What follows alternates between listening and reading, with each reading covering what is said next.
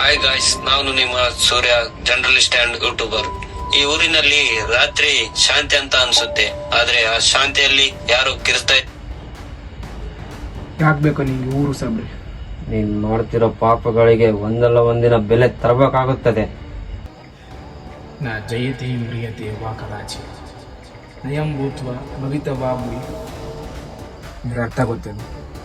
ಪಾಪನೋ ಪುಣ್ಯ ಹುಟ್ಟಿದ ಮೇಲೆ ಸಾವು ಭಗವಂತ ಕೈಲಿ. ನಿನ್ ಪಾಲಿನ ಭಗವಂತ ನಾನ್ ಕಣಲೇ. ನೀನು ನರಿ ಮುಖ ಇಟ್ಕೊಂಡಿರೋ ಮೃಗ ಕಣೋ.